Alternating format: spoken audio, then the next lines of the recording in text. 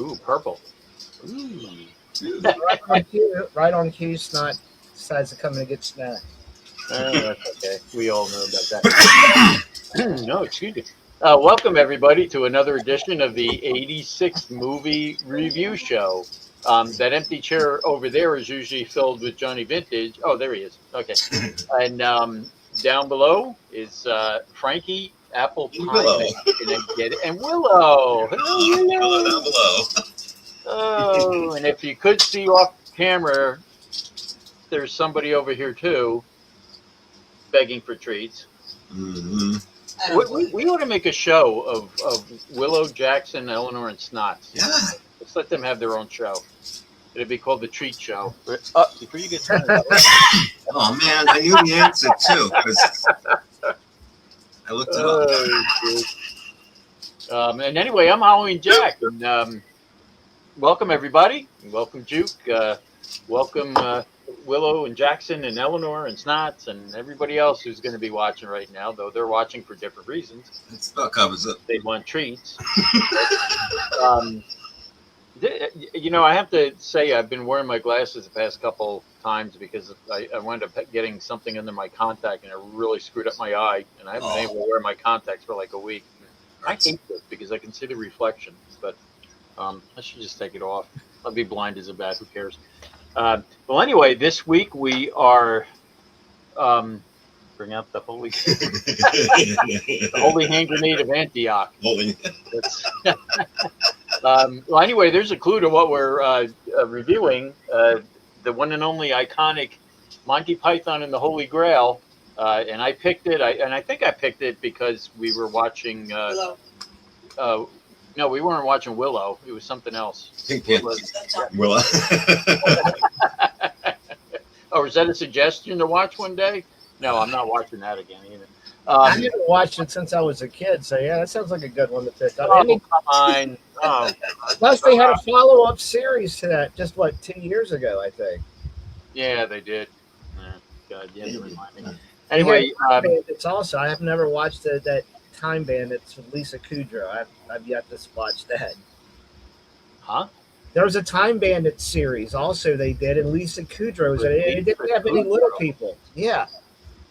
I'd never heard of that. That's something to investigate. But anyway.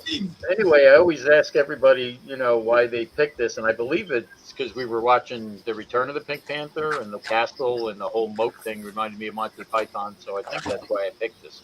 So I'm going to start with me. As far as the first time I ever saw this, it was very confusing to me because, I was a teenager when this came out, and a lot of my teenage friends, Monty Python was on PBS on Sunday nights. So when we went to school the next day, a lot of my friends would sit down and be talking about it, Monty Python. So it came to the point where the movie came out in limited release. It came into my town, and I wanted to go see it, and I could not get any of my friends to go with me. So I went by myself to the movie theater, and I think it was me and about 5 other people in the theater. And I don't know why. I don't know if Monty Python hadn't really caught on then. Stop it. Don't interrupt me when I'm talking, please. I'm talking to the dog, by the way, not my wife. Priscilla just saying, is he talking to us?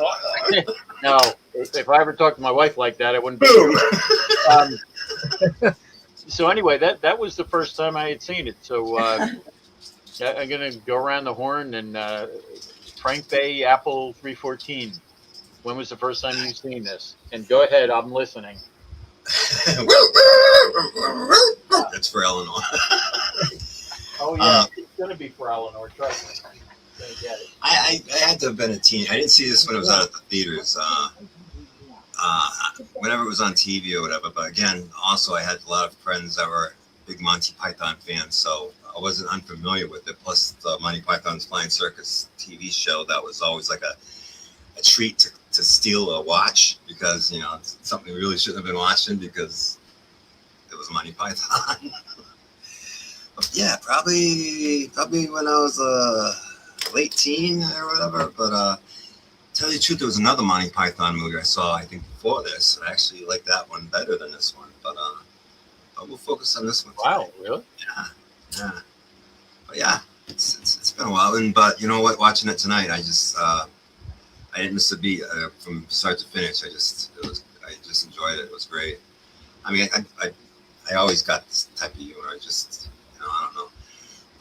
But I love it. See, I suspect, and you touched upon it about, Monty Python was kind of like a forbidden thing. Yeah. And I have a feeling that's why none of my friends wanted to go. I don't think they were allowed to go. I think that's, I'm thinking about it now. I didn't think about that back then because I didn't. They saw that funny walk episode on TV when the girl behind the counter is like, "Yeah, you're not going to that." Jesus, Christ, no. And I've told that story before. That was the one episode my father stayed up to watch with me, and he said, "Now I know why you like this show." So I got my friend Tom, the exact same story. Exact same thing happened to him. Because he was a Benny Hill guy, his father, but he decided to stay up with Tommy and watch and see what the big fuss over the show was, and it was the funny walk scene and the lady with the boobs behind the counter. Oh boy. It's like, great. They never show this stuff no one time. And I'm surprised he didn't stay up to watch it tonight with the Dirty Vicar. Remember that one? The Dirty Vicar. No. Where he was grabbing all the women's boobs. Oh, jeez. That was that Monty Python or Benny Hill? No, that was Monty Python. Oh, that sounds like something Benny Hill would have done. Oh no, but he would. Yeah, I think it was Terry Jones played the Dirty Vicar, and he walked in the door and he's like, "I love tits." And he just starts grabbing all the women's boobs. But then again, things that were different there. Even back then, the things that were accepted and considered, obscene or whatever, just funny. Different. What? I've done giving you 2 handfuls. Yeah, now see, look at and this one's back too. This is bugging me with the treats. She's just bugging me. Come on, baby. What do you want? No, nobody cares. Frank cares. That one. That's one. This is it. You hear me? No more after this. Get out of here. No. You can do it. Somebody's going to call us an animal abuse one of these days, but they don't understand. They do not understand. They do not. Oh, we don't approve of the animal abuse. I have a dog that is obsessed with food and treats. Jet and farting. That's the other obsession. Anyway, JB. See, I didn't have Monty Python on anywhere I remember as a kid. Wow. But I had Benny Hill, and I had the Paul Hogan show, which I mentioned to y'all before. Before Crocodile Dundee, and that was a pretty racy show. My parents had no idea what I was watching late at night. They just went to bed early to either sleep or whatever. And where did you have the Paul Hogan show? Because I don't ever remember seeing that. Yeah, it was syndicated. Yeah, it was on like 11:30 at night where I was at, and But was it on like a what channel? Like, was it like a PBS or was it? No, it was like a UHF channel. Yeah. See, I had never seen that show. Yeah. Until it was like on cable, like it showed up on USA. Yeah, I think Then it should. Yeah, somebody was showing it like a syndicated version, but then it was like after. Yeah. So the first time I seen this movie, I was 25, and I was in Memphis, Tennessee. I was working for Office Max. I was opening up a store out there, and I helped with a remodel. And I was friends with the district manager out there. We worked at another company called Children's Palace, that toy store chain that folded. So I worked with him there, and then I ended up working with him in Office Max, and he had me and this other guy who was doing the remodel out to his house. And I can't remember exactly what month it was in. I'm sure it was winter because it was cold out. It was like in the 30s that night. And my friend Dave, he was a killer guy. He was funny as shit. And we would be doing store walks, and with people, he's in charge of the big guy. And all of a sudden he'd rip a fart, and he said, "Did you hear that? Oh, what was that?" He was cool as shit. So we were at his house, and he as I remember, we're gonna watch Monty Python on the Holy Grail. I hadn't seen it before, but we're outside cooking burgers on his grill, and it's in the 30s out there, right? And yeah, he's just like doesn't phase him at all. He's just cooking. Super Bowl. Yeah, and I had never seen it before, and I watched it, and I thought, I didn't understand what the big deal was. I had heard about the movie, but I mean, it has some funny parts, but I had never, I didn't know what the big deal was. Hey, John, can you be quiet for a second? I have some thoughts on this movie. Oh, hey, guys. I know you're surprised to see me. So, I have some thoughts on Monty Python and the Holy Grail. Tread lightly. First thought is, I just don't get British humor. I'm sorry. I just don't fucking understand what the big deal is about this movie. I mean, it has a few funny parts, but damn, I get it done without 70% of this crap. Maybe it's just me. I don't get it. I mean, I just don't effing get it. I mean, oh my god. I mean, he's seen it before, but the day of my birthday... It's that camera angle, because it reverses on me, so I'm not sure which way. Where is he? You're right. Anyway, I don't get these British movies. It just could be me. But I did. No, I don't think it's me. I just don't think the damn thing is that funny. Hell well. Different times, different strokes for different folks. Speaking of strokes, we're gonna go getting on with Gonzo tonight. We're gonna do some lines and have a few strokes. Gonzo. Bye. Bye, Jenny. All right. Well, you know what? I always say, even though I host the show, it's all our shows. But I'm going to pull rank here on this show. She's banned. She's banned from the show starting tonight. Oh. Starting tonight. That's understandable. Piece of crap. You can't diss Monty Python. No, that's like that's sacrilegious, especially when it's the Holy Grail. And I hope this doesn't mean that her counterpart reflecting his views, or else this is the Jack and Frank show next week. Oh wow!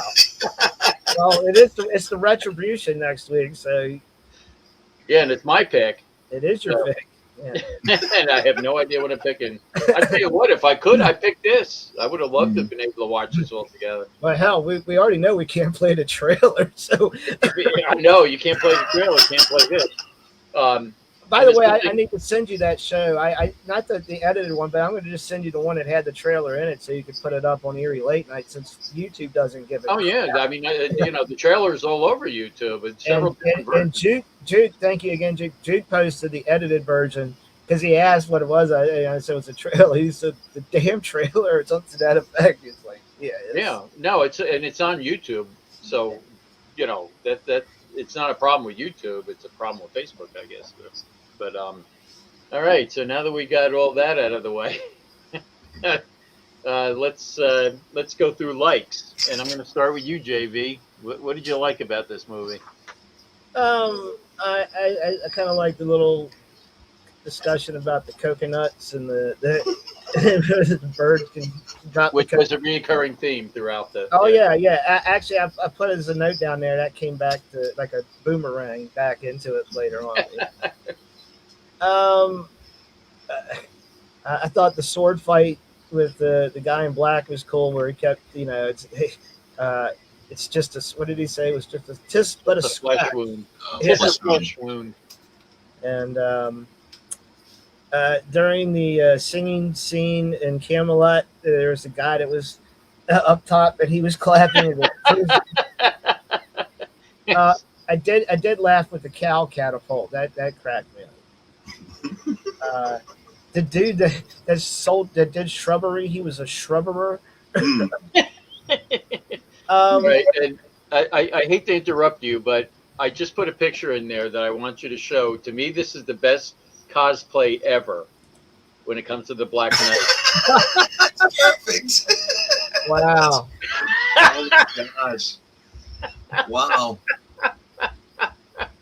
I mean, Yikes. Yeah, yeah, that's a humor. I'll tell you. way into it. Yeah. Holy crap. I'm sorry. Go ahead. While you reminded me, I wanted to show. No, that's all right. Let's see. I like the bridge troll. Yeah, where the French guys are giving them nasty tauntings, and obviously my favorite part is obviously the rabbit. So those are my likes. That's it. That's it. Ooh. All right. Oh, I have a long list, but I could have been longer. I mean, trust me, when it comes to this movie. All right, Frankie Bay, well, Apple Pie. Well, I'm sure any I miss you'll pick up, so I'm not too worried about. Oh yeah. Yeah, all the things JB mentioned. Yes, definitely check. The intro captions, it was fun. It was it's kind of odd because later when we do the second part of our review tonight, that also plays into that show. Oh yeah, that's right. I like the fact that his horse, Arthur's horse, looked like Sling Blade. You know, I was waiting for him to go to do that. Yeah. You guys know why they did the coconuts? Yes. Well, I know on trivia I saw the reason why they did that is because the production couldn't afford real horses. Right. Exactly. You got two coconuts and you're banging them together. And I'm surprised at that, considering what was it? Pink Floyd put money into this. As a matter of fact, they took profits from Dark Side of the Moon. Yes, they're big fans. Selling albums. Yeah. I mean, there was rumors that George Harrison wasn't involved in this. He was later on. I think he was. He loved the guys. He did Life of Brian, but Genesis, Pink Floyd, and Led Zeppelin all put money into this. Mm. And ironic, you mentioned Led Zeppelin. That was another castle scene that went into my head, is from that Led Zeppelin movie that the three of us and Yes. Johnny and Johnny D were in. Yeah. So anyway. Yeah. Still thinks Led Zeppelin's on tour for some reason. I don't know. What? I don't know. She asked me, "Oh, you're Led Zeppelin's on tour." I'm like, I'm sure if they were, I definitely would have heard it. I think I wouldn't have been able to not hear it. It would be big news. Okay. Before we sign on here, I got to post that Bruce Willis died, but that's not true. It's not true. No, it's not true. No, there's a lot of things floating You're around. gonna bum my fucking night out. No, It's not a Tom Petty thing, is it it? was just before I signed on here, and I'm like, what? But I looked into it now. By the way, it's already sad enough that Reggie died, you know. Oh, yes. Oh yeah, yep. Yeah. From Phantasm. Yeah. Oh, awesome movie. I think he's 80. I always like the anime bits and hold on, here's the culture bits or whatever from the trumpet and the asses. Yeah, that was one of my likes. I forgot to mention it. That was Oh yeah, that's right. I shouldn't name all these things because I want to leave some for Jack definitely. Oh, I've got a long list. Don't worry. The breakaway scenes with the historian, and the historian, like he skip ahead to modern times, 1975, and the historian gets killed by a rogue. Yeah, what was that? I'm dead. Was that the doggy ants? Historian over here. Get out of here. Get out. That was really cool. I kind of like how they broke up the tale of like Sir Kid Galahad, Sir Lancelot, and the Scene 24 and all kind of things. They're so much fun. Traveling in the creepy woods in the nights of night. That was kind of that's where the shrubbery thing came in. We want the shrubbery. Shrubbery. Then they actually show up with a shrubbery in place. And well, wasn't he Fred the Shrubber, or is that what? Yeah. So, like, oh my gosh. Yeah, I am a shrubber. But they can't stand the word "it." And anytime they heard the word "it," they were freaking out. The frozen land of Nadar, where they ate Robin's minstrels. Well, they were annoying after a while. You know? And the guy with the explosions, I didn't know what the hell all that was. Jim the Enchanter. Oh, yes. I'm like, yeah, I thought that was an original thing from somebody. That was like verbatim.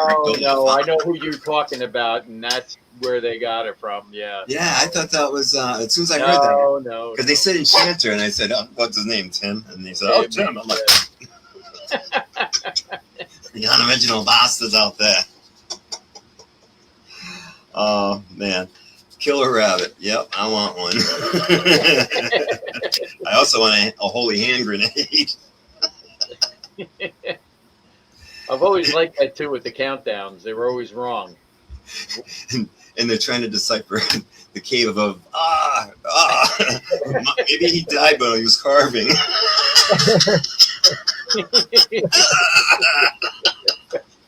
They're just crazy shit like that. And just like even earlier when they're doing the witch things or whatever like that, and Eric Idle, they see somebody and like, oh, he must be a king. Why do you think that? Because he's not covered in shit.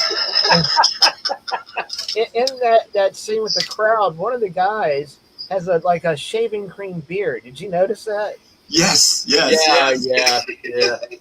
If you notice in that scene, and also talking about people cracking up during their bits, they were cracking up during that witch scene. Eric Idle bites his sword, but he does that because he's trying to prevent from laughing. Right. Michael Palin was shaking from laughing, and John Cleese full out like laugh, smile.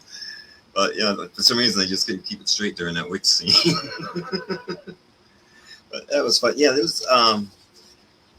If I had to pick my actual favorite part, and it's probably the beginning part with not that that's the best part of the movie and the rest sucks, because I love the whole movie, but just the Black Knight and the Green Knight fighting. And that was Cleese and Terry Gilliam. Yeah. Actually doing that, and the reason being was just because it was fun. Not because they were trained swordsmen or anything. They just did it because it was more fun than just letting the stuntmen do it. So yeah, you can definitely tell they're having a good time with it. They were like the British SNL group, or pre SNL. But yeah, those are like my favorite parts. Yeah, I'll leave it there just so you can hear your list. I tell you what, it looked like they were having fun, but from all reports and accounts, it was a miserable shoot. Really? Because it was where they were was so cold and everything, and because they didn't have that much money, there was something about they didn't have great hotel rooms or something that. And the shoots were long days, and I mean, you couldn't tell. It looked like they were having fun, but they pulled it off beautifully. Well, and I got to tell you, the thing that I really like about this movie is it could have been a straightforward movie. If you think about the sets and the music and it was all. It could have been a drama or a documentary if it wasn't for the humor in it. Okay, my favorite parts. Well, they definitely found a clever way to bring the movie to an end, Well, actually, like the Town That Dreaded Sundown. Yeah. Comedic things. It could be a straight horror film, but you throw in the Dukes of Hazzard and then. Yeah. Oh yeah. Yeah. Well, and it was funny when this movie was shown at the Cannes Film Festival. how the beginning was happening, where the projector kept going, Yeah. and then something else would happen. Well, the projectionist turned off the film, and it did the same thing, and everybody started laughing because they thought it was part of the movie. No, there was a bomb scare, and they had to shut the movie down, and nobody took it seriously because they That's thought it was completely part different. of the opening credits when he turned it off. Jeez. But Holy oh cow. yeah. Okay, let me see. The opening credits were funny. Like sacking the person who sacked the person who sacked the person. I just don't like having to read that much, like being forced to read that much. Yeah, well, I mean, I'll get into that in my dislikes too, to be honest with you. Yeah. You know, It's like a little too long. Words suck. Yeah. Okay. Yeah, really. Like that's why I like comic books originally, because I could just look at the pictures and make up what's going on. Then it's like, well, I better see what these words are saying. I'm telling you too. I mean, there's just something about the British humor, the way they curse as opposed to the way we curse. Yeah. The Black Knight going, "Oh, you're running away, you yellow bastard!" You poke it off. It just comes out so much funnier with them. Yeah. What was one of the other lines when they just call somebody "you tit"? Like what? Like, the French guy. Oh my gosh, that's iconic. In this, he's like fart in your general direction, and Yep, that the line. smell of elderberries, and and go away or I'll taunt you again. Like that's. And sometimes they say, what do they say? Words hurt worse. So let me see what else. The three-headed monster. That was funny. Mm-hmm. About, well, your breath stinks, and he's like, but that's because I'm in the middle and you don't brush my teeth. That line every time. Yeah, one was like, kill him. The other guy was like, oh no. And the guy in the middle was like, what do we want to do? And let's not forget the Castle Anthrax with all the women. Oh yeah, no kidding. And he's like, well, I That guy can was go an back and idiot in the fight. beginning. I can go back and fight. No, I'm telling you, He's there's smart, so though. much about this that's funny. What else? Oh gosh. Oh, of course oh gosh, the castle that sunk 3 times, and then it was. And by the way, Joe Senna, who is co-owner of the Monster Channel with me, wanted me to tell everybody that that's why he called his business Fourth Castle, because it was of that scene. That's awesome. Remember, he said, I love the line about the third castle stood for a while, but then it caught fire and fell into the swamp. And then the fourth castle finally, and that whole thing, I mean, I know it really seems stupid, but when John Cleese is running up to the castle and they repeat it about, 5 times before he finally gets up to the door and he kills the guy, and just the reactions when he stabs the guy and kills him and runs in, and the other guard goes, "Hey, Yeah. hey." Let me see what else.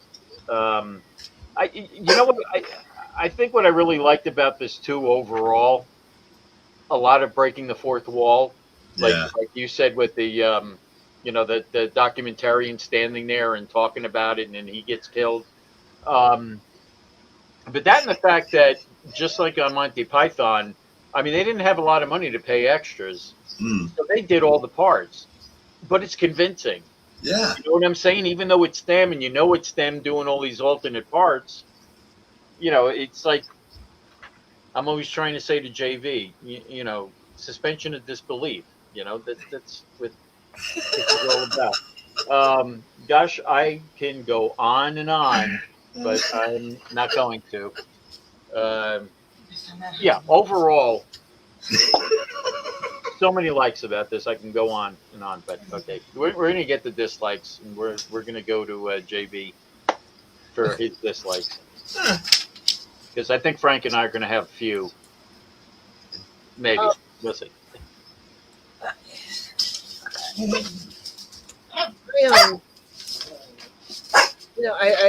I guess I have this problem with British humor that I don't necessarily find everything that funny. I think I would have appreciated this more had I got to see Monty Python as a kid.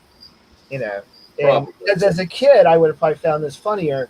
when I got basically 25 years old, you've done got Robin Williams out there in the world, and I mean, there's other things that I find a lot funnier than as a 25-year-old. That's probably why I didn't appreciate it. Do I appreciate it more the second time? Yeah, I appreciate it a little bit more. Would I watch it again? No, I'm not. I'm not gonna watch it again. Really?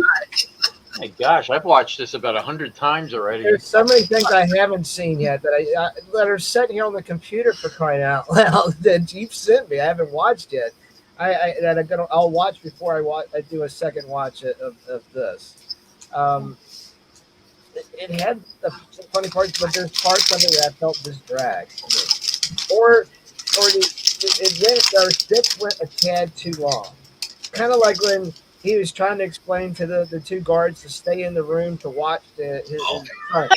Yeah. What? Like, Dumbasses. oh my God, man. I get it. I got the joke, but it was just like. They picked it up again. It's like, come on! I thought we already went through this. Yeah. Yeah. Again, there's nothing I truly hate about it. It's just I think some of the humor doesn't hit me right. Some of it's dragged out too long. It seems like there's stretches between funny parts. You get what I'm saying? It just kind of I don't know. It's just not. I'm just not that big of a fan of this movie. Some of the other ones might be funny. I don't know. I love the rabbit. That's my favorite part, obviously, and also the castle with all the women that were specific ages. Like they're underage. I mean, 16 to 19 and a half. yeah. I mean, Spanking. All of the spankings. oh yeah, and then yes, was it spanking and oral sex or what? Yeah. Oh yeah. So yeah, there's just parts. Like you said, I probably liked about 30% of this film, and then the other 70% was just kind of it was there, and sometimes I just kind of felt like I was being dragged through it to get to the some good parts. That's my opinion. I'm sorry. Yeah, it's not your opinion. But you know what? You brought up a good point that I was just thinking about. You said you watched it when you were older, and you had Robin Williams and George Carlin and say Richard Pryor. Yeah. We didn't have those yet. Yeah. Before Monty Python came out, and Monty Python seemed like those guys, like the forbidden humor. Mm-hmm. Of course, we had before that. What did we have? We had Robert Klein, which I've talked about before. Most of the ones we had before were clean comedians that you could see on TV. I mean, this was on the outside of HBO, so I had not seen Carlin yet. I hadn't seen Richard Pryor. I hadn't seen any of these guys. So, again, that's a good point. Where you're going to stack Monty Python up against what you saw during your time, like Robin Williams and people like that, it's different. But for us that had never seen any of those guys before, this was the forbidden fruit. This was the racy humor. So, I understand exactly what you're saying. Anyway, Frankie, do you have any dislikes of this movie? Yeah, there's one really big one. And it comes up a couple of times. It's several accounts of cat abuse. Cat gets stepped on, I guess, during the Camelot dance scene. I love that part when he's like, let's skip Camelot. It's a silly place. It's a silly place. Silly place. It's a silly place. I love that. Let me ask you too. Did anybody know what a pram was? A what? Because he goes, I have to push the pram a lot. Pram. I never knew what that was until I got older and was able until the internet, and I could look it up. A pram is a baby carriage. So I guess they had to find something that rhymed with Camelot. So he goes, I had to push the pram a lot, which is meaning never knew what that meant. Later on. I tell you, probably the reason I know it's supposed to be dislikes, but that's really the only dislike I had about the movie, just the animal stuff. I mean, there's one where it wasn't a real cat, but they're like kind of like banging it up against Oh, something, yeah. cleaning it. But you're okay with catapulting cows and They chickens. catapulted. They step on a cat. Oh, damn it. That's all the line. Just a lot of that. That's the only thing I can find wrong with the movie is And you know what they call that when they step on a cat? They're pussyfooting around. Oh, Sorry. Sorry. It was there for the taking. I just had to do it. Yeah, it's all right. yeah, and that's not even worth a follow up. So I'm thinking it's worth it just staying on its own. Wow. So that's it, Frankie. Just the animal abuse is what you're gonna. That was about it. I liked everything else. I liked the movie better than I remembered it. I mean, See, I don't mind the cat abuse as long as it's not real cats. You know what I'm well, saying? that's the thing, though. I think it was a real cat that got stepped on during that scene. I don't think. Oh, really? Yeah. That sucks. Yeah, because they're dancing around like idiots. Yeah, that was probably the worst part of the movie. Just that. I mean, it was funny, but it was just like, thank God the rest of the movie's like that. But just the way that they went through all that, and the response was like, they're just too silly. I'm like, all right, cool. These guys make sense. Yeah, no, it was funny. Yeah. Cool. I like their humor better than that humor. But yeah, I always loved the British humor. I don't know. I always just kind of get it. Yeah, sometimes some movies that the dialects, like we're divided by a common language, and it's like you can't understand what somebody that's speaking the Queen's English to you, but you don't understand what they're saying because the accent is so thick and regional. Oh yeah. It's like the same with us.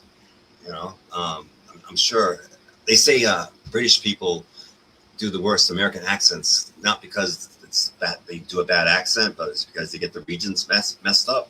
Because it's true. We got Texas, we got Boston, we got California for sure, and whatever, people all over the place, Mainers. It's hard to pinpoint a region, but it's great when somebody can tell your region by your accent. It's really impressive. I mean, to be honest with you, though, there's a lot of actors that have been in American movies that I was surprised were British. Yeah. Yes. You find out later on when you hear them interviewed, and you're like, oh my gosh, I didn't know that person was British. Like Jim Gordon in Gotham. Yeah. Yes. Yes. Yeah. Oh my God. The guy on Walking Dead, the main guy, Abraham. Oh yeah, him too. Whatever his name is. I was shocked when I first heard him interviewed outside of, and I was like, whoa. Spider-Man, the second one. Spider-Man, Yeah. But one that really blew me away was Gillian Anderson. Yes. That was the first one that I think I ever heard that I was like, wow, I never realized she was British. I didn't know just now. I didn't know that. Really? Yeah. Oh, you didn't know she was? Yeah. I mean, I heard her doing an interview, and I was like, wow. The guy that played House. He was that's who I was thinking of, too. Mm-hmm. If the remake of Bionic Woman that was short-lived, that she was British too. Yeah, I loved that. That was. I liked it too. It was that writer's strike that killed it. It's different. Never brought it back. I didn't relate it to the Bionic thing, but I liked it as its own story. The characters and everything, I was engaged, and also Frequency. That was another one. Yes. Yeah. It was a drag. One season and gone. I was like, oh man. See, like I said, I mean, my only thing about the British humor is that it's just whatever you can't understand. And there was things in all kinds of British shows. Even in Benny Hill, there was things they said that I was like, what does that mean? I mean, they've got such, different, like I said, pram. I never knew what a pram was. All right. So am I up dislikes? You're up. I don't know. I mean, the opening sequence was funny, and if you really looked at the credits, it said Moose trained by. I just think it went too long, and I can understand what Vintage is saying. Ironically, I didn't bring it up, but I think I've got it up there. It says credits too long. Yeah. Too long. I mean, there were some bits that were just, definitely could have been shortened. What else? Did you notice? And I don't even think this is a dislike. This is just, an observation. Did you notice that anybody that started out intimidating into this movie turned out to be a goof? The Knights Who Say Knee, all intimidating, but then they got, devastated by the word it. Tim the Enchanter, all devastating, and then he turned out to be a goof, in a sense. You know what I'm saying? Because of the rabbit. It just seems like anybody that was the Black Knight, intimidating, and then he gets his arms. It's just weird. It's like all these intimidating characters who end up being not so intimidating. So this is the way the cast and the writers exercising their own personal demons by actually giving them. Yeah, I'm telling you, just think about it. Go through the movie and look at all these intimidating characters that, you know, everybody was afraid of, and they turned out to be, you know, because, like I said, Tim the Enchanter, he was intimidating, and they were all busting on him about the rabbit, and they were telling him to shut up, and, you know, that's just what I saw when I was watching it today, and I never really noticed that until today. I was like, wow, it's weird. Like, I was jealous of his horns.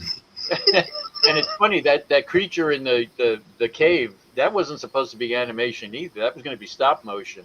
Was the dragon thing? Yeah, that Terry Gilliam, which that's cool. I mean, look at when you're watching Monty Python, that's what you're yes, that's what you expect. That, you know, Terry Gilliam's cut out. I love their animation. Yeah. I mean, they got away from the beast because the animator had a heart attack. Yeah. Oh yeah.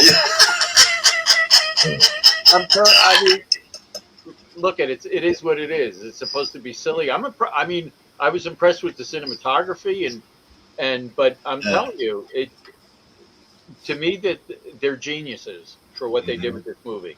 You know, and I mean, yeah, there might have been gaps, but I laughed all the way through this thing. Yeah, I mean, yes, I agree. I know I'm supposed to be doing dislikes, but I really don't have any. Eh?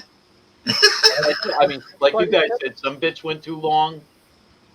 You know, the credits went too long and everything. Now, when I watched it in the movie theater, when I was 15 years old, I was pissed off at the ending. Oh yeah. Just arrest everybody and. But as I grew older, you realize that's that's their humor. You know, I remember sitting there going, "Wait a minute, what happened?" I was cracking up when Juke getting arrested. Well, and then the film broke. It broke and burned, and that was the end. It was like, what the hell happened here? I mean, but I also love too the little things that they put in there, especially the intermission thing. I was thinking they ran out of money. Oh yeah, with the music, that that was cool. But that's it for my dislikes. I mean, yeah. Well, even at the end, I mean, there was really no credits. They just played the organ music and a black screen. That they didn't even have enough money to run. That's because they threw all the credits in the front of the movie. Oh yeah, that's what I'm saying. Can you imagine sitting there in the theater watching this for the first time on the big screen, and you see the film burn, crack, break, black, and that was it. That was the end. I mean, yeah, you had the organ music chime in, but there was nothing after that. It was like waiting. Yeah, so yeah, that is. You're sitting there like, what the hell just happened? You know, and like I said, I remember 15-year-old me, like, what? That's the end? That's it? Yeah, but what's this, Blair Witch? But like I said, you know, as I got older, I got it. So anyway, let's go around the horn about last thoughts or ratings. We'll do ratings and last thoughts at the same time. Sure. Get it over with. So, Frankie, what are you going to rate this? It's one of the higher ones because it's one of my more favorite ones than anything these guys have done. I just love Monty Python. I saw Spam-A-Lot, actual performance of it, and I was sitting between these two nerds. These two friends of mine, they're total nerds. I mean, like, you know, like their parents are both professors and, you know, at the colleges, and they were both like teachers in colleges and things like that. I don't know how, I knew them through church, but they were excited to bring me to see this. And they laughed at every single reference and joke, you know, and but Spam-A-Lot, I don't know if you've seen it or heard of it, but it's like, it is. Yeah, I've heard of it. It's like a reference. They pull all the stuff together, and they did a great job with it. It was fun. Where did you see it? Because it was on Broadway at one time. Yeah, I think it was. Man, might have been when it was off Broadway. It wasn't a dinky. It was an actual group, you know, from Europe or whatever like that. But I forget the details. I just was kind of like, oh, you got to come see this with us. I'm like, yeah, great. And my wife at the time, she was laughing because her and the wife of one of the other guys, they were sitting further back because the seats were couldn't get them together. And she said you could see me sitting there between these two nerds laughing at every single joke, and I'm like, oh god. but I enjoyed it though, despite that. And this movie reminded me a lot of that and all those gags and everything like that. And I just love the British humor. As long as, and it's funny too. If you do run across something that's kind of hard, if you watch something long enough, you eventually adapt. You get used to the dialect or the language or the accent of that region or whatever. But yeah, I'm sorry. Yeah, I'll give this a 9 because, like I said, this isn't my favorite Monty Python movie. Hopefully we'll do that one someday soon. I thought you might give it an 8 because if you add 3, 1, and 4, that's an 8. But I thought you might go with pi there. But okay. Oh yeah. Oh, that's a good thought. No, I thought that's what because 8's safe. But no, this was better than just a like. So this definitely deserves a 9. 8's just safe. 8's yeah, I'll watch it again. I'll definitely watch this again. But John, I get you. I understand how you feel like parts of it. If it is an acquired thing or just something that, and just like there's other styles of comedy and stuff like that. The other people are like, oh my god, like Jackass. Some people are like, oh, that's the most funniest thing. But other people, oh, that's so freaking stupid. Or Borat or something like that. Some people just don't get it. Some people absolutely love it. Well, I mean, look at. I've always said this: horror, comedy, it's all subjective. Yes. So yeah. That's why I never listen to critics about. But 9, definitely a 9. All right, JB. What do you think I'm going to give it, HJ? I don't know. I'm not even going to guess. Well, 30% you like, so that means 3. Again, it's British humor. I guess, or Monty Python. It just isn't my cup of tea. I like Benny Hill growing up, but I probably could rewatch Benny Hill now and maybe not. Yeah, of course, as a kid, I'm watching Benny Hill to see the girls being chased around all the time. It was the thing. Yeah. Yeah, I totally get how y'all loved this movie because, like you said, it was what you had growing up. Even though Frank's only a few years older than me. But yeah, I get it. And you could see it growing up, and I just didn't see it growing up, and so therefore, 25-year-old me wasn't that impressed. But I mean, if you'd like British humor, give it. Yeah, why not watch it? I mean, I don't know. I'm gonna give it a 7. Oh, okay. Because I can't fault it, because I'm not into British humor or just whatever. It has its moments, and it has its moments that I think is drag, and yeah, it's perfectly. It's a perfectly fine movie if you like that. I know you're all shocked. You're waiting for snarling. By the way, we're going to do a review show at some point over our past things because I'm going to probably change some of mine and up some. Do that. Hey, look at if this was Spinal Tap and I can turn it up to 11. I would do that. But Dude, I wrote a 10 down long ago. I had, I was going to give this right up there. Yeah, I had. What'd you guess me? What was I? A 7 or an 8? No, you're a 9. You're a 9. Oh, you guessed? Oh. No, I didn't guess yours. I knew thought that was your guess. His was easy. Yeah, I mean, look at this. To me, this is so iconic. So many iconic things that came out of this, and I mean, to be honest with you, I think sometimes you talked about Benny Hill and Paul Hogan, but I think it was hard for British comedy to come across to American audiences. And like I said, when this first came out, I went like the day it came out. There was nobody in the theater. I think it was hard for it to transition, and I believe even when Monty Python was on TBS, people weren't getting it. It's like one of those things as time went on and it aged. There's just so many iconic things. I mean, gosh, look it up on the internet. How many T-shirts do you have now? The nice to say knee, tis a flesh wound. There's so much. It became iconic. It took time for people. An argument. Yes. It took time for people to get it, but yeah, I'm giving it a 10.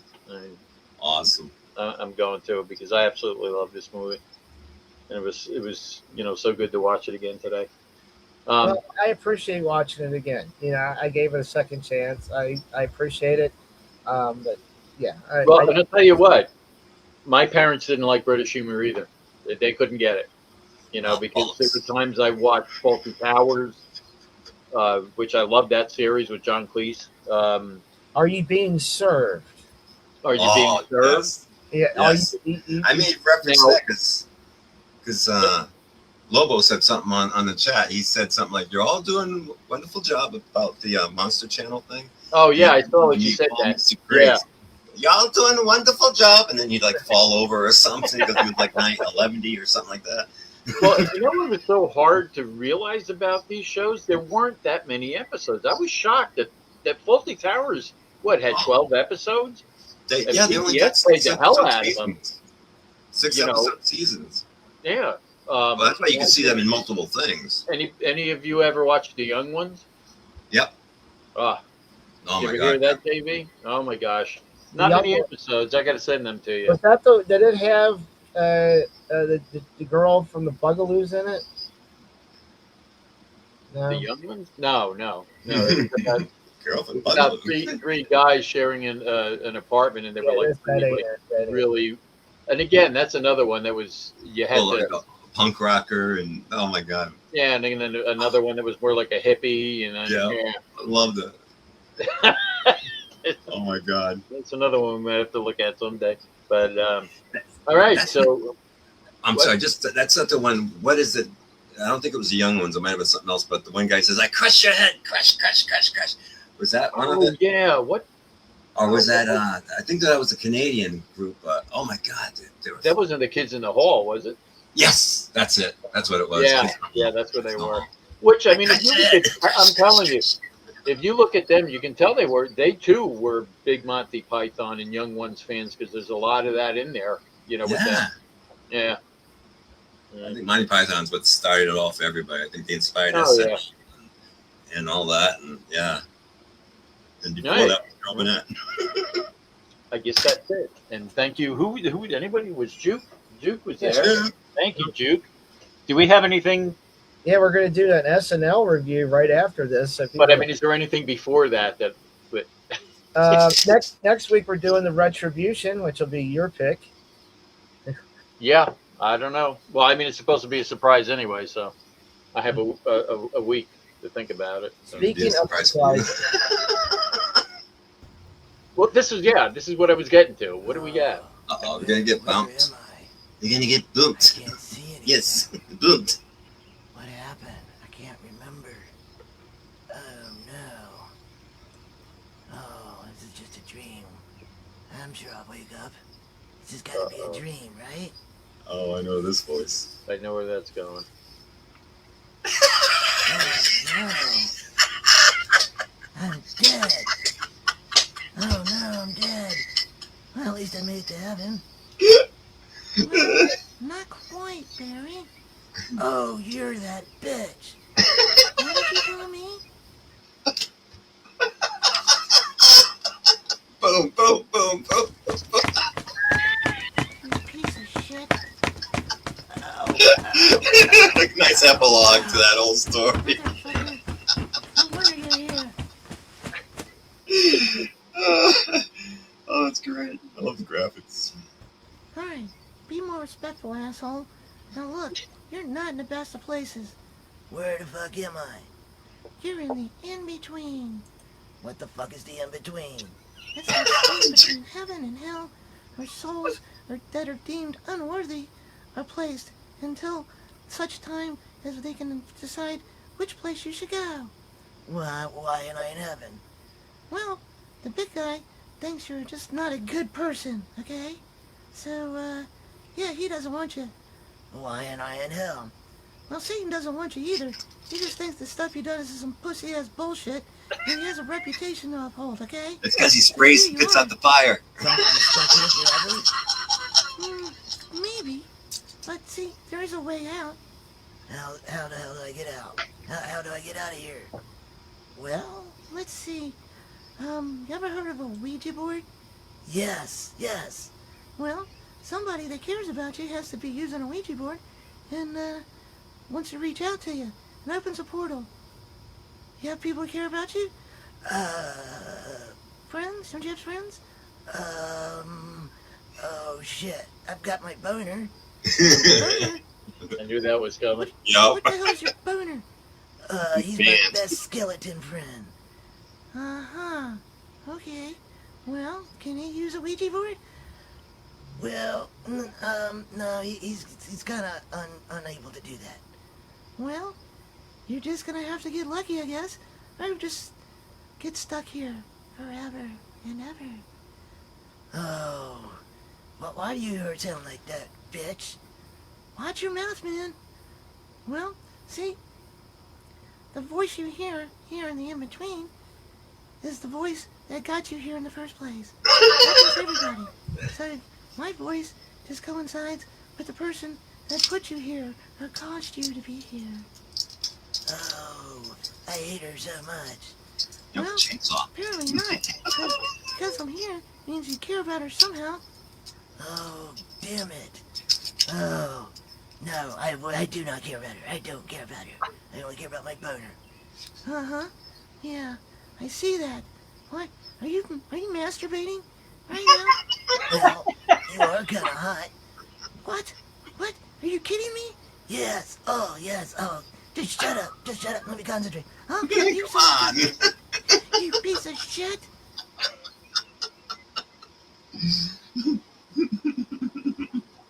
Fuck me, huh? Yeah. Fuck you. Piece of shit. Besides, I don't fuck guys with little baby penises. Ah.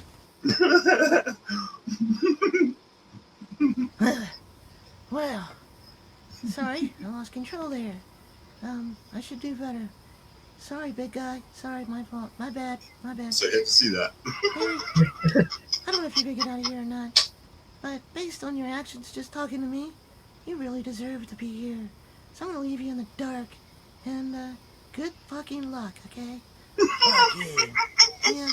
Yeah, fuck you too. Oh, that's cute. I like how you did that. Damn it. What am I gonna do now? I 86'd all my friends. No one wants to look for me. Son of a bitch. So somebody I know close to me has gotta look. Oh, I'm gonna be here a while. Ah, damn it. I really miss my boner. Maybe there's an FF9 or FF10 that might be able to. Well, that was fun. Yes. I was getting nervous when he was saying hello to his monster, though. I was getting I didn't know what you were going to do. I came back a few seconds later. Johnny, what happened? Nothing like a little puppet S&M going on.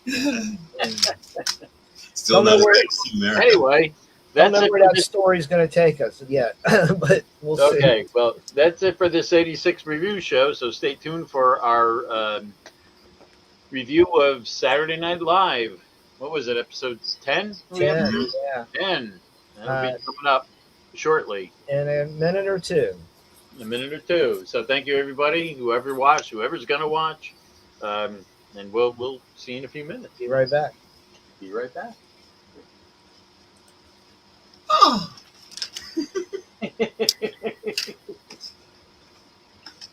I have some things to say, but I'll save it for after the show.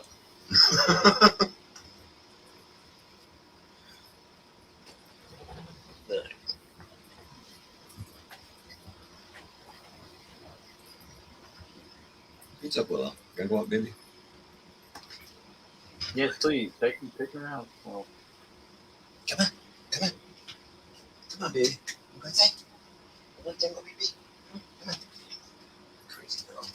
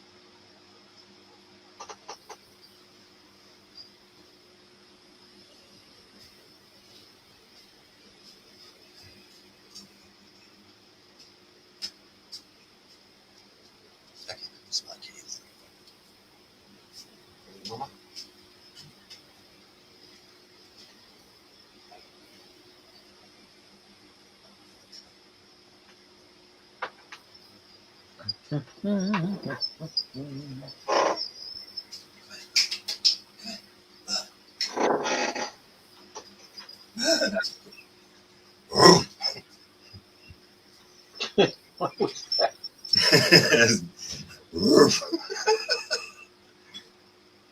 Come on here.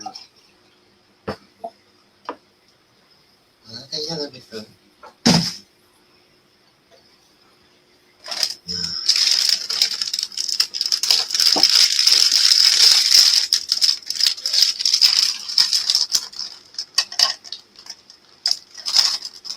Got my cheesy poops.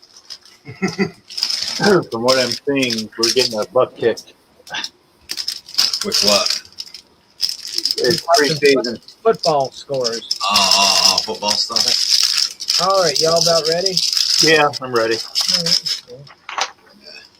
Well, hello everybody, and welcome to the 86 SNL Season 1 reviews. Tonight is episode 10 with Buck Henry. I'm Johnny Vintage. Next to me is Halloween Jack, and down below is Frank Bay Apple 314. Apple pie. Or apple pie. Apple pie for you science kids out there. Yeah, for those who don't know math anymore. Yeah, Well, they can't use cursive writing, so or know how to read a clock. So. yeah. Oh, By the way, we'll get to the clock thing because there's something I noticed about the clock that's on stage at SNL. It's always at 10 o'clock. I've been watching it, and it can't be at 10 o'clock because it airs anyway. The little pendulum goes. All right, this episode aired January 17th, 1976. I was still six and a half at this point. What date? January 17th, 1976. Yep, I was still 15 until August. So. Buck Henry hosted with Bill Weathers and Tony Basil, or Basil, however you want to pronounce it. Totally your choice. Just say the Mickey girl. yeah.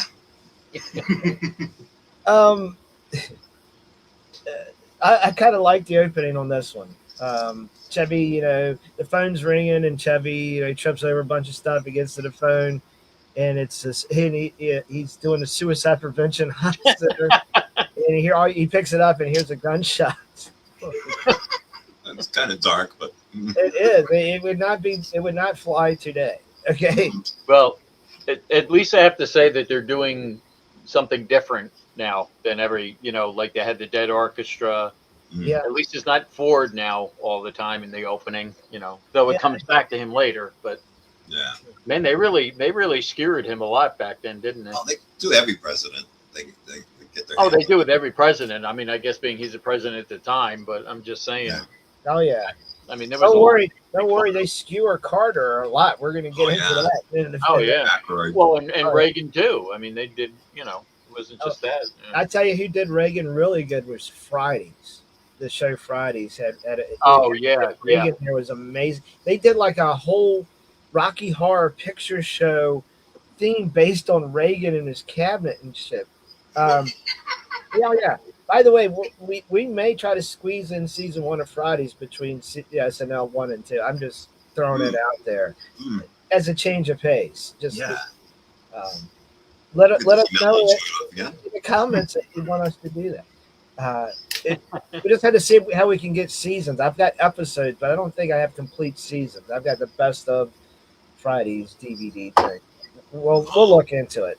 They got to be somewhere. All right.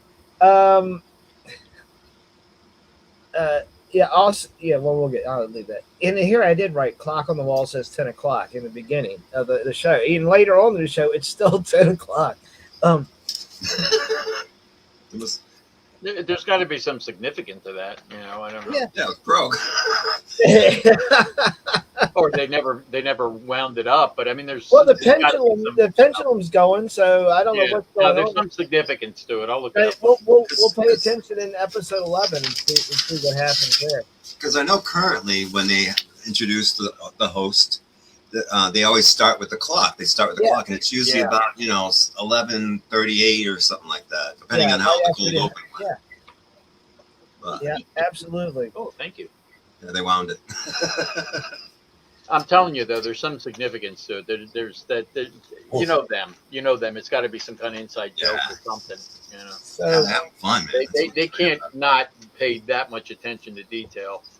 Well, then again, maybe I don't know. Who knows with them? so we get there, and then Buck Henry's out there with his monologue, and he says he probably wasn't their first choice, and it goes quotes up. Buck was right; he was not our first choice. And the second choice, it gives a partial list of people called.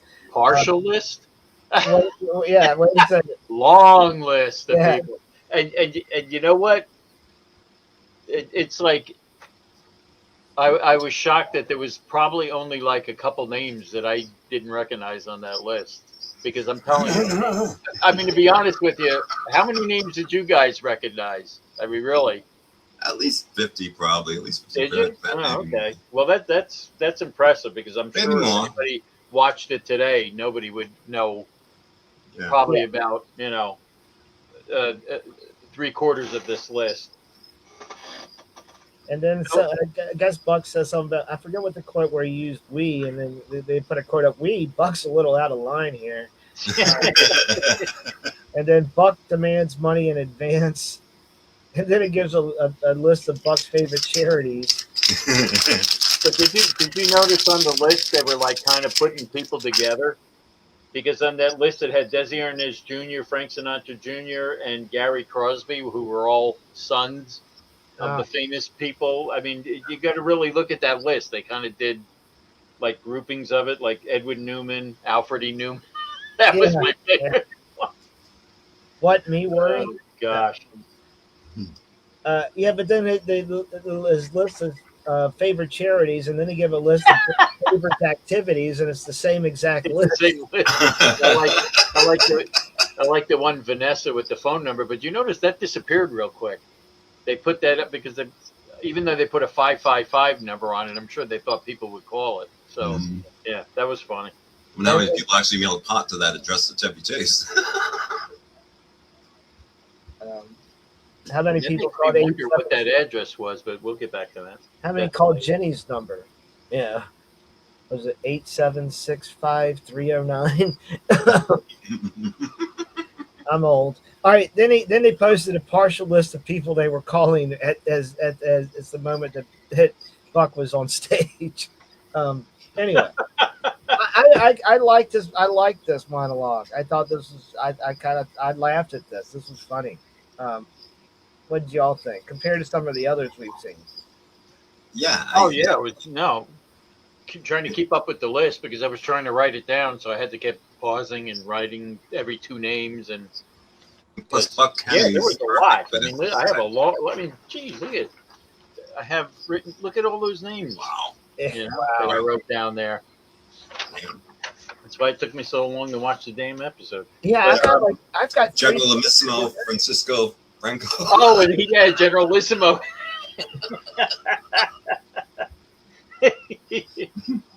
Oh gosh, the favorite charities too. So then we get into Samurai Delicatessen. Oh my gosh, hilarious. It was great. Yeah. Again, I think we just kind of discussed this the other night. We were all waiting to see if this was the one where Buck Henry gets his ear cut. It is not. I think I know that's what- it's Samurai Taylor. Yeah. I mean, my favorite part of that was when he got all upset and he's pointing with the sword to take a number, and he's like, "Oh, you're right. Oh, you're right. Yeah, mine. Yeah." I'm telling you, that was hilarious. That He and, gears up to cut the sandwich, and he. The blade was really sharp because he was cutting shit with that oh sandwich. yeah, and it's funny you're saying that, because not only was I thinking about when Buck Henry got his hair cut, what about every time he had to put that back in the sheath? I'm thinking to myself, He must have really practiced. Well, there was one time Yeah, he he put must it in have. backwards. You remember? There was one episode. Yeah. Yeah. my favorite part is when he used it to spread the mustard or the mayonnaise on the bread. Oh, that part too, when he broke the bread with his head. Yes. Yeah. This was only the second one. This was only the second samurai. Yeah. He already had a huge following. No, that was great. And of course, I like that they mentioned the Super Bowl for that year because it was happening at that time with Dallas and Pittsburgh, even though Pittsburgh won. Boo. Yeah. And, Bradshaw and Harris. Being a Dallas fan, you know what I'm talking about. I'm not a Dallas fan either, but Yeah. This is Dallas's year, HJ. No, it's not. This is it. I'm telling you. Nah, This it's the is Bengals year. Matter of fact, I've got the preseason game over here, and the Bengals are beating the Lions 10-0. So there you go. By the way, God, I want to. How long ago was this? 2001, 2. They put out like 4 SNL figures. They had Mary Catherine. They had the Chris Rock one where he has the fro and the talk show. They had Goat. Was it Goat Man? Goat Boy? Oh yeah. Oh yeah, what? And they had Samurai John Belushi. Wow. Oh I wow! actually have 2 of those. I've got one in a package and I've got one loose. It should still be on. Really? When did that come in? I want to say it was 2000, 2001, 2002, somewhere in there. Wow, I bet you they're worth bucks. I am not sure. The Belushi one probably is worth more than the remaining. Yeah, I would. When you say Goat Boy, you mean the Chris Kattan character? Or, No. It wasn't Chris Kattan. It's See, I never really watched sci-fi. what was his? I can't remember what other skits he did. Goat Boy. It sounds familiar, but I would have to look at it. yeah. Anyway, Let me back to SNL. Then we get presidential foreplay. That was weird. It was like more like Monica Lewinsky foreplay. Yeah, Who she reminded me. that's what it reminded me of. I think the funniest line when said she was on the Bob Hope UFO tour. Yes. UFO. That was, but Promise to now introduce. they were talking about people that were with Kennedy, right? That's what. Yeah, they were that's trying to what get talking at. about JFK. Yeah. But I missed who was she talking about? I think Nixon. Nixon. Okay, yeah, I thought. But then, so. then she's like, he promised to introduce me to David Frost. Yeah. Oh, okay. Yeah, that's right. The famous Recently, Nixon came- Frost Did you? interview. Yeah. It's a little side note, but referring to Nixon, did you hear about where he took Jackie Gleason because he was good friends with Jackie Gleason? He used to play golf all the time, and to impress him, he took him to show him dead alien remains of actual aliens. Nixon? Jackie- So yeah. Jackie, wait a minute. Jackie Nixon used to play golf with Jackie Gleason? Yeah, they were buds. Yeah, they were buds. Yeah. Wow, I didn't know that. Yeah, and Nixon actually got away from his it's on YouTube and stuff like that. Yeah, if you look on YouTube, it's like, holy crap! So- They show Gleason actually talking about stuff like that. Nixon showed Jackie Gleason the remains of a dead alien. Yeah, and then Gleason became obsessed with aliens. He even built a house that looked like a UFO and shit like that before he died. Yeah, it was messed up. He became obsessed. Wow. He had like a whole library of books about UFOs and space and stuff like that. Yeah, that was a side note, but that's what I think that that line when she's like, "Oh, he promised to introduce me to David Frost." I mean, Nixon Yeah, probably. and I think that's where I eventually picked up on it because of the Nixon Frost interviews, which they were interesting. I mean, Yeah. Okay. Then we go to commercial where it exits and it says Sergeant Shriver's brother-in-law on the Yeah. sister side. On the sister side. And that's Maria Shriver's dad. Yes. Yeah. Maria, Yeah. come here, Maria. Get to the chopper. Need more bread for the cookout. Get to the chopper. Next, Onions. next we get the Oval Office meeting. Oval Office. That was good. So many good things in there. Signing But your hand. the dog. Yeah. Dog was funny. And what was my favorite line?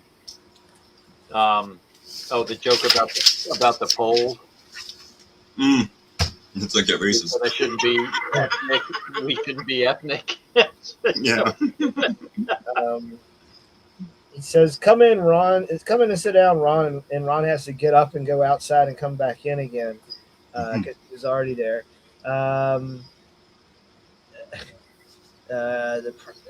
Let's see. Oval Office, not awful. Roll over, Liberty. Yeah. And then when Buckingham says rumors about his firing, and he goes, "Are they true?" And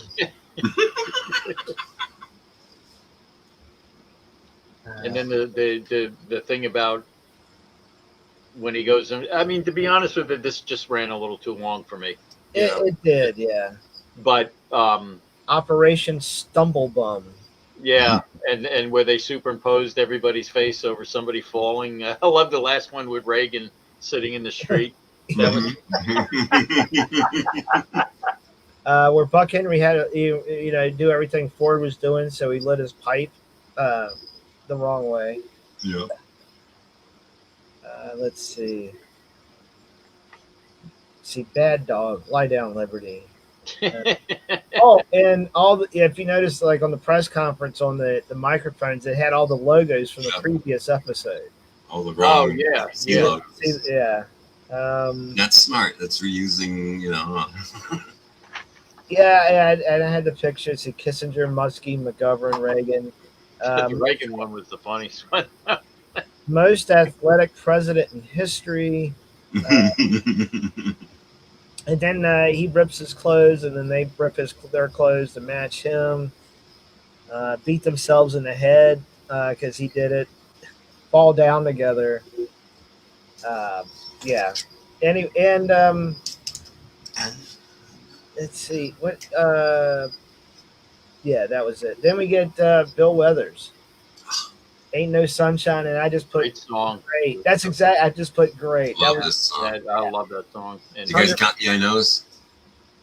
what's that? Did you count the I knows? How many times you said I know? I know. No, I did not. I did not. 39. 39. Yeah. Really? Frank. Wow. Frank. I don't know why. I just instantly started counting when he started doing it. I know. It's like, holy shit, dude. Come here. I got into the groove both times because I watched this twice. I watched it once just for the fun of it, and then I watched it a second time to do my notes on it because I've tried doing the notes and watching it, and I don't enjoy it quite as much because I'm just trying to write shit down. Let's see. Oh, the School of Speed Reading. Evelyn Wood. Yeah. Those are old commercials too. I think that was a New York thing too. I'm not sure if that was a nationwide. The Evil Lynn Woodski School of Speed Reading. Reading. Yeah. Ready? Yeah. And then it goes to commercial and it shows a guy in the audience. It says has met Martin Miller. Martin Milner. Yeah. Adam 12 and Dial M for I murder. thought it was a girl. Huh? I thought it was a girl that thing was under. Not a. may have been a girl. I don't know. It was, but that's the thing. It came up. I don't know. I didn't pay attention too much to the audience member, but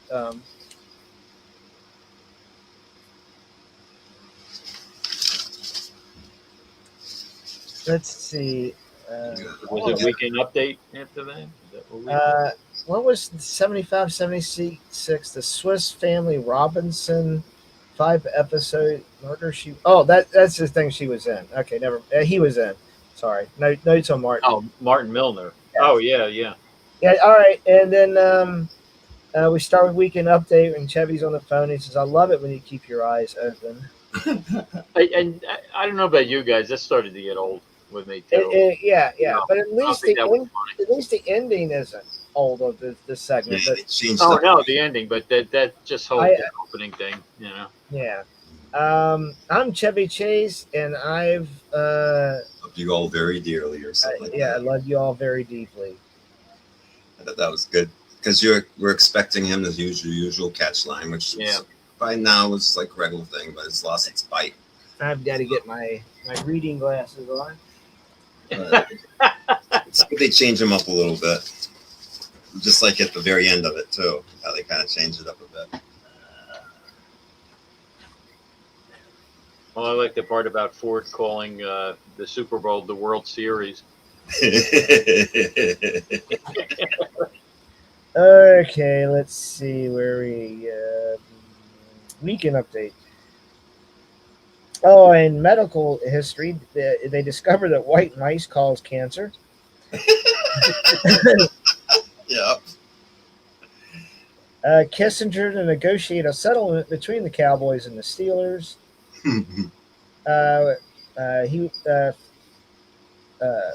Ford will visit Francisco Franco, who is still dead. Ford visiting Boston for first game of World Series. I can't read my own writing here. I might have been a little toxic. It has something about Chinese. Is it some style placed on a bed of rice and smothered Oreo? I don't know what the fuck that is. Anyway. Oh no, it was a Chinese delegate that they smothered him. Yeah. Okay. Oh yeah, and they referred to it as Magoo Guy Dead. Yeah. There you go. Yeah. I had to flip the page to get the last note on next to it. All right. Then we get a photo of Siamese twins Tony Orlando and Freddie Prinze Jr. Before the operation to separate them. I did put a note political stuff and it falls flat. I don't know what. Yeah. Then you get the Betty Ford birth control. Give the president a stick of chewing gum. That was good. Yeah. I got Susan McCormick. Yeah, that's wasn't that the was that the she was supposed to be reporting from Angola? Was that? Okay, it was Garrett Morris. No, it was Garrett Morris. Yeah. But he said, "Let's go to correspondent Susan." Yeah. And Garrett Morris is the janitor cleaning. 6 a.m. 6 a.m. Because there's nobody here but me. At least they didn't show the pizza parlor again, so that was good. Yeah. This was something. Did that 3 weeks in a row? Yeah. I should say 3 shows in a row. I don't know if they're consecutive weeks. The country of Chad has changed its name to Brian, and the country of Tanzania has changed its name to Debbie. Yep. And then he had the thing for killer dope. Oh my God. Where they forced a baby squirrel to smoke 700 joints a day will become disoriented, takes self-preservation laws seriously, tending to play with his nuts more than to store them. And then Chevy Chase continues to send samples to him there in New York. Mm-hmm. And in an effort to increase ratings in the NFL, they're going to do no helmets. No helmets.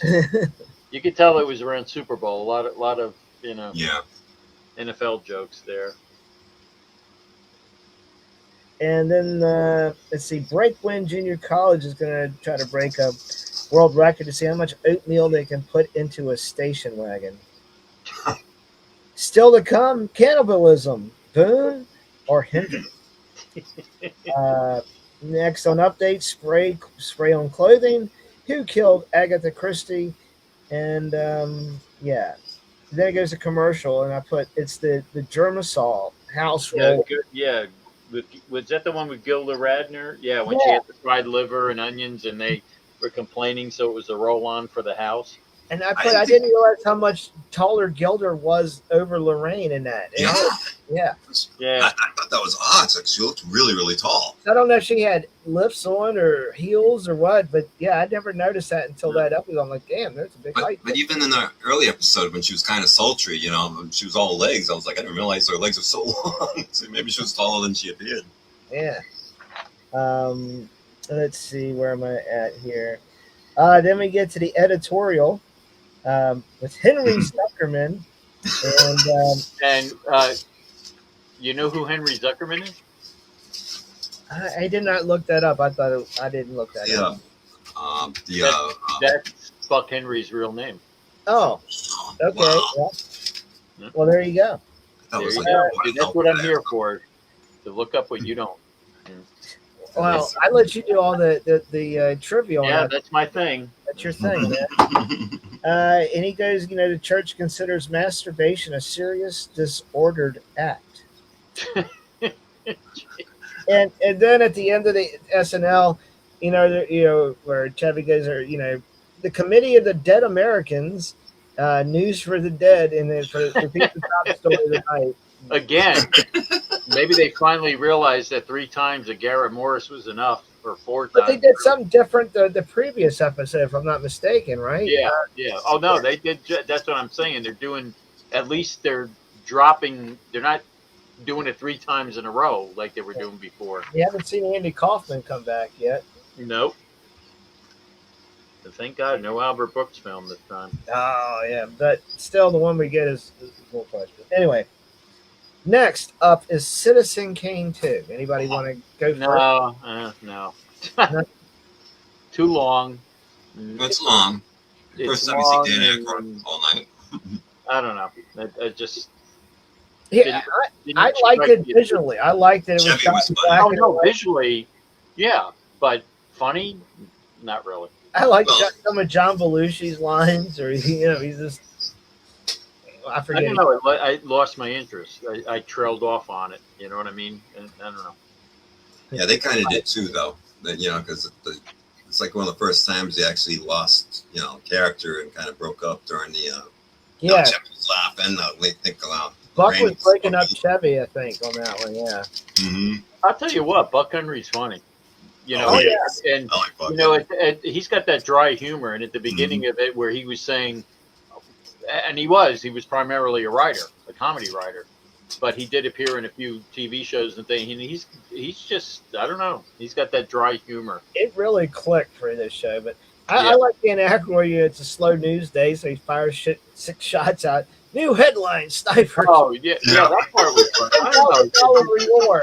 He was great. just something about this lost me. It was a little long, but I still Impressed with enjoyed. I felt this was sort of one of the first SNL skits that. Yeah.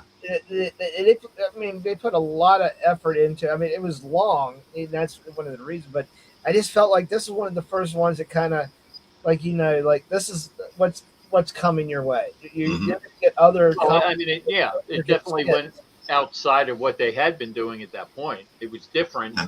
Well, I don't know. the land shark thing was a little kind of like that with different scenes. I might have to go back and watch it again. I just let me see what notes I have. I like when he fires out again. Sniper strikes again. Double the reward. Yeah, that part was funny. Oh, no. And then he Sniper kills organ grinder's monkey. Not even pets are safe.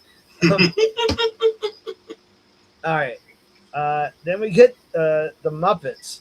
Oh, I read the same thing every week on my notes. yeah. Oh, Boring. I This was wrote gross and boring. Muppet sex.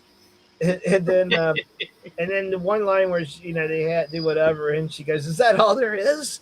Uh, Um, I don't know. Again, that's another one I kind of tune out when I'm. yeah, Yeah. we're running those out too. What do we?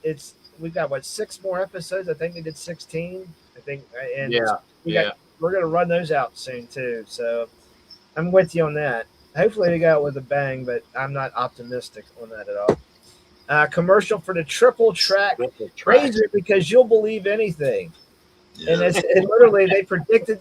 Little did they know there would be like a 5-blade razor in the future. I mean, it's ridiculous. And did they rerun? Did they do this one already? I cannot remember. Yes. It's like I've seen Yes. Oh, they did do this? I don't Yes. remember it. Yeah. Oh yeah. The Yeah, triple it's track? great. Yeah, I'll have to look on my Rerun. notes. I'm sure I got it, but I didn't go back to my notebook here to check it out. Then we get Tony Basil, and Buck Henry described her. I want to say is it memorable or whatever, and I replayed this over and over again to try to understand the word he used, and I could not catch it.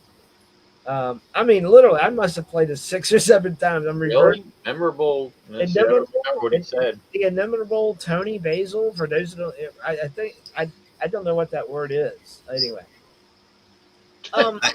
Well, next, I have to watch it and turn on closed captioning so I can. yeah, that would have probably been a good idea for me.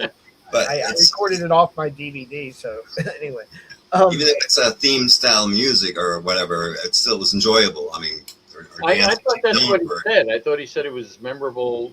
Yeah. no, it wasn't memorable. It was. Oh, she was. She was great. Wasn't Okay. incomparable? That was, huh? Maybe he said incomparable.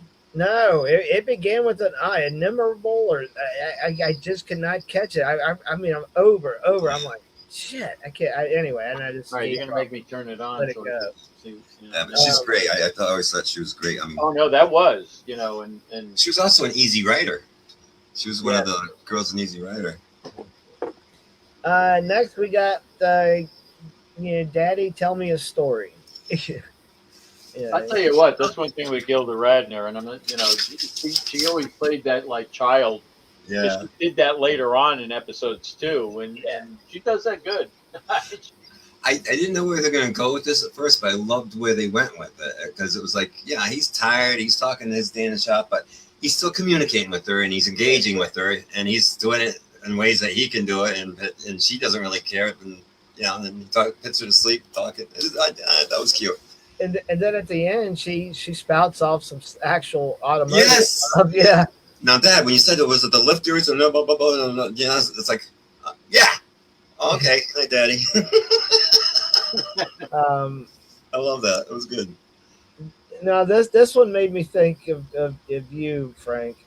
This is the one where Chevy is rolling a joint, and I sat there watching him do this into the papers. He didn't drop anything into that paper at all. It was just like, Yeah. just like I'm doing now. That's exactly how it was. He's faking it. And then he rolls it up, and then he, this little joint, and then he puts the belt on his arm, and The tourniquet. and then he's stabbing the joint. Idiot. That's why they call it dope. That's why they call You know it what's dope. funny? Why do you think they call it dope? Yeah. That's one thing I forgot to say about the one with the Oval Office. Did you notice that when Chevy lit the lighter, he put it back in his pocket, still lit? I forgot all about that. That's This was the Chevy Chase episode, definitely. it would have been something if he caught on fire. I did not catch that. Let's see. Up next, God never meant for pictures to fly through the air. Yeah, I don't get that. I don't get. Because I Yeah, well, no, I'm not I didn't the only one, get 'cause that I'm either. like, Okay, wait a minute. Now he called her Buck Henry with Tony Basil inimitable, which means impossible to copy. see, Like that word. I cannot get. I'm listening to that over and over. I cannot get that damn word. It's I can't even pronounce it the way they have Because it. it's uncopyable. Inimitatable. In other words, you can't imitate. It's But that's not how inimitatable. that's how it's It's like a made-up word. No, it's not Yes. made up. It says impossible to copy, match, or equal because it is so special, unique, or of such high quality. I had never heard that word before. And I will Yeah, never hear it again. I after didn't know the that's how he podcast. introduced She's her. worthy of it. Yeah, She was worthy Wow. of it. Talented lady. Incredible dancer. So then we get who's the funniest person in Irvington, New York? Oh gosh, Yeah, this was the low point of this one episode for me. Yeah, it had potential. almost, If it had a almost punchline, maybe, it would have been funny. almost made me want an Albert Brooks film at that point. Almost, I said, almost. Not quite. Nah, I'd still take this over Albert Brooks. Hello. Because it's still, at least Buck Henry's funny, even though you don't even know why you're laughing at him. He just, Yeah. his presentation and stuff, you're waiting for something to be funny, but they Yeah. don't deliver. They don't, All right. Let's do a mini rating. Is this better? Is this better than all the Albert Brooks films? Oh, yeah. All right. Well, at least we're a step up. Okay. Here's one of my favorite parts: is the Howard Shore and his all B band. Wow. The beginning of the Blues Brothers. That's Yeah. why I wore the shirt Yep. tonight. Yeah, Debut. Absolutely. Yeah. I love this. And Belushi doing all Yeah. the flips and Oh, yeah. it was. I mean, And what a song to pick. I'm your King Bee. You know, I love that song. I mean, there's been several versions of that, but yeah, you know, that was cool. That was, and again, to see the beginning of the Blues Brothers, basically. Yeah. I mean, they didn't call them that, but you know, yeah. The next thing that came up was Michael O'Donoghue, the impressionist, and this here reminded me of what HJ was probably like when he watched Evil Dead burn.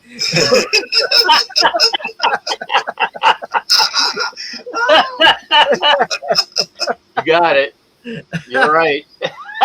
Exactly what I was thinking of. Yeah, where he sticks. Who was he? Who was he imitating?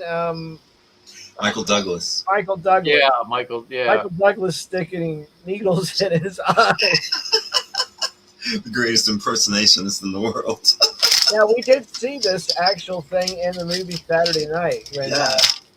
he was. Oh he yeah. them and Yeah, I shut- mean, it's funny. I mean, but yeah, well, didn't he do Elvis too, or something like that, or was that him?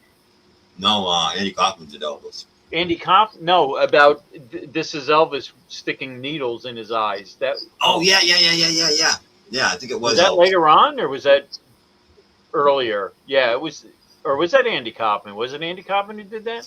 Oh, no. We'll I mean, find out. We're gonna find out. but if Yeah, but there was somebody who did that. It's here's an Andy- impersonation of Elvis with knitting needles in his That eyes. had to be O'Donoghue. It must have been It must have been him later on. Yeah, Mm. that's because right. Andy Kaufman did a thing. He actually did a performance as Elvis. It was Yeah. all based on. Oh yeah, Andy. Yeah, that's right. Yeah, but the He knitting actually, needles, that's probably O'Donoghue. But yeah, okay. Next up, the American Constipation. Wow. Which didn't. Okay, now how did you interpret this? What do you mean? He couldn't take a shit. I mean, that's how I interpret it. Okay, but that's not how I. All the illusions, Euphemisms and cliches and and I'm not saying illusions to. Mm. Didn't seem like it was about him taking a. It was about him like. Not getting it up. Right. Thank you. I mean, is that what I'm interpreting? Am I right? I mean, You could, yeah, either way. because it was supposed to be about constipation, but it didn't seem that way. Oh, I You got know, that. it's all yeah, that vibe too. allusions to like ED. You know what I'm saying? I don't know what you're saying. I don't have that issue. Well, at 66, I don't either yet. I don't have Are we to talking take about the that. constipation or the other thing? Oh no, constipation I have. Yeah, the other thing, no blue pills in my not yet. No chewies or anything. Well, and again, at the end, constipation, no laughing matter. And then we get the goodbye. They're on the stage at the end, and Buck Henry, he talks about the cast, the crew, the boom workers, and everything, and they're all gay. Okay. No, those kind They're of all gay. And that ends that episode. It'll be fun. So now I've got to backtrack in my notebook here, so where I've got the listings. So we can rate where this show goes and our reviews so far. I'd say already it's definitely better than the last week's. Definitely better than Elliot Gold. Yeah. Son of a bitch. Where am I at? Hang on. Okay, here we go. All right, well, start. Current number 9 in last place is the Paul Simon episode. Hold strong. Next is Robert Klein. Another strongholder. In 7th place is Rob Reiner. In, in 6th place is Elliot Gould. 5th place is the first appearance of Candice Bergen. It's going to fall, I think. What do you think? It's going to fall somewhere within these next 3 or somewhere within the Candice Bergen area. The number 4 is Candice Bergen's second appearance. Mm-hmm. 3rd place is Lily Tomlin. Is this better than Lily Tomlin?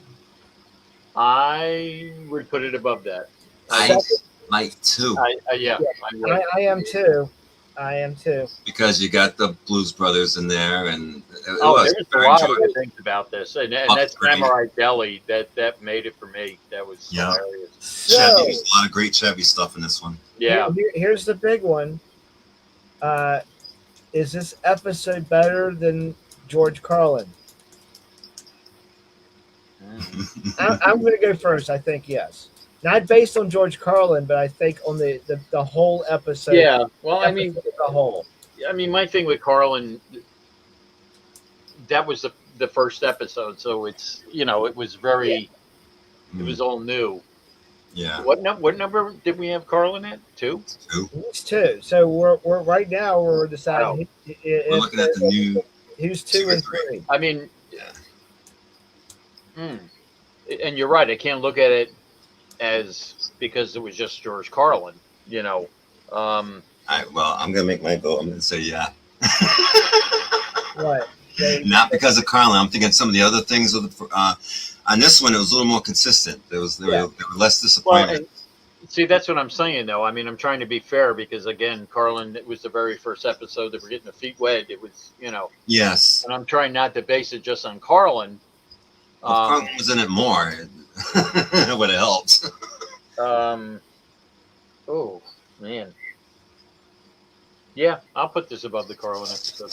Yeah, Buck deserves it. He's a 10-time host in just in the first 5 years. Yeah. So there's really no need to decide number 1 because it's still going to be Richard Pryor. It's always going to be Pryor for me. I don't know if we'll get an episode that'll top Pryor. Oh, Milton Berle. Or Desi Arnaz. That might I am now curious to see how the next Buck Henry episode will be. Yeah. Towards the end of the season because I enjoyed the shit out of this. I did too. I'm not gonna lie. This was my. He's somebody you didn't. You kind of look at him and think like, oh my gosh, he's going to be so bland and everything. He wasn't. He was. No, it's great. Every episode he was ever on, I enjoyed. I thought he was so good. Yeah. Wow. I agree. It's great. I feel like I'm screwed up. Oh, I'll figure it out later. All right, everybody. Well, thank you for watching us do our 86 review tonight of Monty Python and the Holy Grail and our SNL review of episode 10 of season 1 with Buck Henry. Next week's the one with Dudley Moore and I can't remember it. Cook. Peter Cook? Is it Peter Cook? Yeah. But we don't know if we're going to do it next week or not. We've got the Retribution next week. So depends how these guys feel. And how many minutes I have in StreamYard to use before it resets at the 21st. Thank you, Juke, for showing up. We appreciate you, man, as always. Mhm. And I'm glad we made it through this whole episode through Facebook. It's because we didn't show anything Just questionable. because I didn't pick anything. That's they But hate me. They and hate me. you still haven't picked anything for next week's episode, so it should be pretty damn interesting when we get Yeah, there. we'll see. We'll see. Join us Tuesday for another amazing Spider-Man episode, and we'll see you then. Thanks for hanging out with us. We appreciate it, and we'll see you next time. Peace out. Love everybody.